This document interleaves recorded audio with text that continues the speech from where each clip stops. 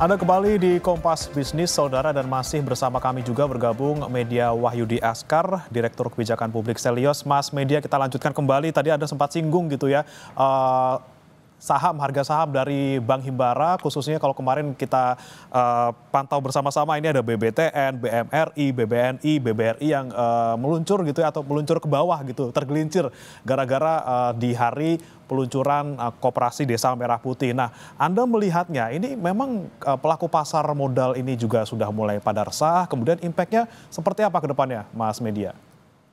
Ya, yang pasti itu bisa menjadi sinyal awal bagi pengambil kebijakan bahwa kebijakan yang tidak investor friendly itu akan dipersepsikan negatif oleh market. Pengambil kebijakan harus peka juga terhadap sentimen negatif dari market. Dan kalau kita lihat Koperasi Desa Merah Putih, peluncurannya sangat top down, ada 80.000 koperasi, tapi tanpa roadmap bisnis yang kredibel, kemudian meminta bank BUMN untuk mendanai, yang kemungkinan besar mereka juga akan kesulitan untuk melakukan proses appraisal yang ketat, itu sama saja dengan menjadikan bank BUMN menjadi ATM politik yang populis, Hmm, jadi bukan lagi sebagai lembaga intermediasi yang sehat. Dan akhirnya kemudian kan terjadi moral hazard yang ditakutkan oleh banyak investor, sehingga risiko non-performing loan-nya akan naik. hmm, Dan ketika risiko-risiko ini naik, kemudian juga pasti investor akan mikir bahwa bank-bank ini berada dalam posisi posisi yang tidak menguntungkan. hmm. Jadi ini harusnya menjadi sinyal untuk pemerintah agar Koperasi Desa Merah Putih ini juga ditinjau kembali proses pelaksanaannya dengan mitigasi risiko yang kuat. Dan lagi-lagi juga jangan mengorbankan Bank Himbara. Percuma saudara-saudara kita pegawai Bank Himbara itu pontang-panting siang dan malam membangun Bank Himbara, tapi kemudian banyak dana kur, kredit mikro yang kemudian harus macet semata-mata untuk memenuhi ambisi penyaluran dana Kopdes ini yang tidak melewati asesmen yang kuat. Oke. Jadi ini lagi-lagi pengingat ya bagi pemerintah untuk lebih hati-hati, dan saya kira kawan-kawan Bapak Ibu di Bank Himbara harus berteriak lebih keras Hmm. untuk tidak terjadi. Oke, kekhawatiran publik terutama pelaku pasar modal nih terkait dengan Bank Himbara yang jadi bempernya Kopdes Merah Putih perlu kita cermati juga ya Mas Media ya. Kemudian tadi pertanyaan saya sebelum jeda terkait dengan kontribusi koperasi terhadap PDB tahun ini kan diproyeksi 1,1%. Bahkan kalau nanti di Indonesia Emas 2045 gitu ya, itu hanya 5% nih Mas Media. Bisa nggak kita simpulkan bahwa adanya koperasi ini sebenarnya tidak signifikan buat perekonomian kita? Iya, sesederhana kalau tidak ingin ekonomi buruk, jangan bikin masalah baru. Dan saya melihat Kopdes Merah Putih ini berpotensi menimbulkan masalah yang baru.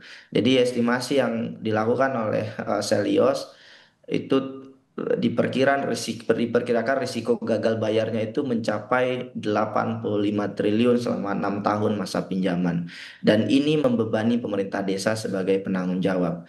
Jadi ada kehilangan opportunity cost juga ya yang ditanggung oleh sektor perbankan, dan itu jumlahnya mencapai 76 triliun. Dan sedikit banyaknya ini pasti akan mempengaruhi pertumbuhan ekonomi karena dana berputar jatuh kepada rente underground ekonomi dan kemudian tidak bermanfaat untuk masyarakat di bawah begitu ya.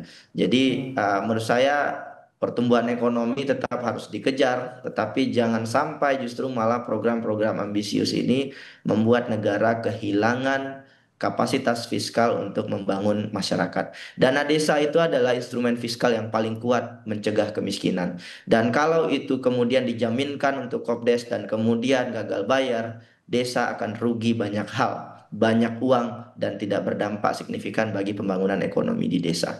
Dan satu Oke. lagi, ini juga kemungkinan bisa terjadi trade-off untuk dana bantuan sosial, Mas. Karena Hmm, bantuan sosial kita secara persentase terhadap GDP sudah berkurang. hmm. Kopdes Merah Putih memakan dana yang juga sangat tidak sedikit. Oke. begitu Oke, Mas. baik Mas Media. Kemudian sekarang kita sentuh terkait dengan istilah baru yang disebut oleh Pak Prabowo, serakah nomics gitu ya. Dibilang tidak boleh ada vampir ekonomi. Ini kemudian sebenarnya kode untuk siapa sih Mas Media? Apakah khusus buat pengusaha ataupun orang-orang yang tergabung ataupun terlibat dalam proses penggilingan beras misalnya, karena kita tahu yang kemarin terjadi ini adalah terkait dengan beras oplosan. Seperti apa Mas Media melihatnya?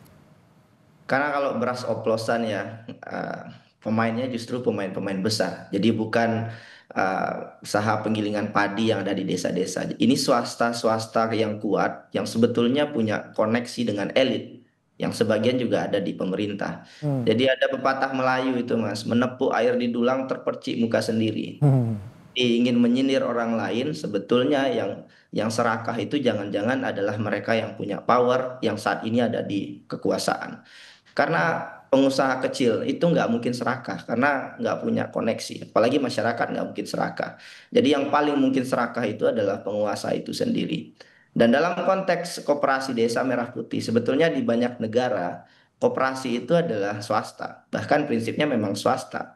Tapi ini kan diambil alih oleh negara sebagai program strategis nasional. Dan ini kemudian juga akhirnya menghisap juga sangat besar sumber daya yang ada di desa yang sebetulnya kemudian ini menyandra banyak entitas ekonomi termasuk juga pelaku koperasi yang saat ini sudah berdiri. Jadi menurut saya serakah nomik ini juga jangan digulirkan untuk kemudian melihat swasta-swasta yang buruk begitu ya. Sebetulnya swasta-swasta yang buruk juga yang paling tahu itu adalah pemerintah. Jadi tidak perlu dilempar ke masyarakat siapa swasta-swasta itu.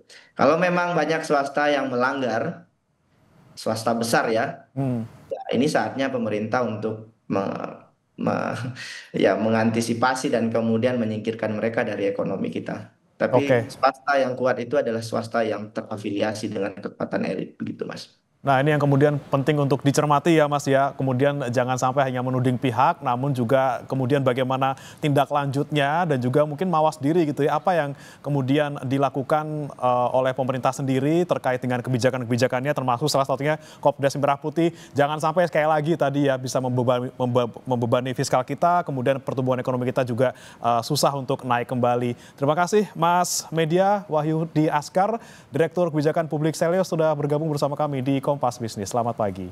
Selamat pagi Mas. Ya, saudara, jangan beranjak. Sapa Indonesia Pagi masih akan kembali dengan informasi lainnya. Salah satunya, saudara, terkait dengan pasar baru Eropa. Ekspansif Indonesia terus mencari pasar ekspor baru di belahan dunia setelah Trump berulah dengan mengutak-atik tarif dagang. Wilayah yang dibidik dan didekati adalah Uni Eropa.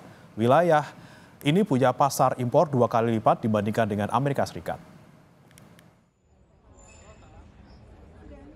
Tidak ada konfrontasi dengan negara manapun. Ini menjadi prinsip Presiden Prabowo Subianto saat mencari pasar baru di dunia.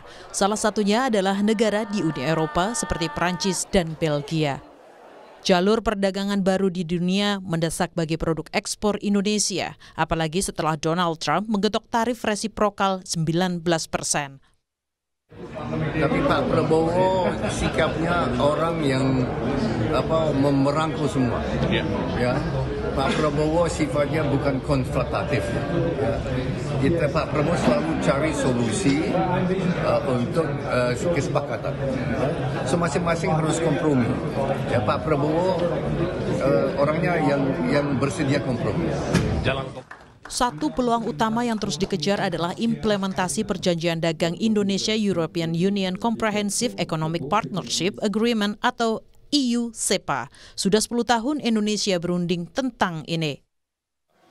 Nah, EU-CEPA ini kita sudah berunding masuk ke tahun ke-10, lebih dari 19 putaran.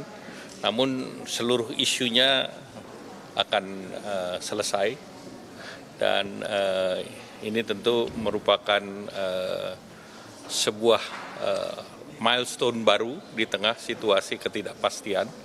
Berarti antara Indonesia dan EU itu akan produk kita bisa masuk ke Eropa dengan tarif 0.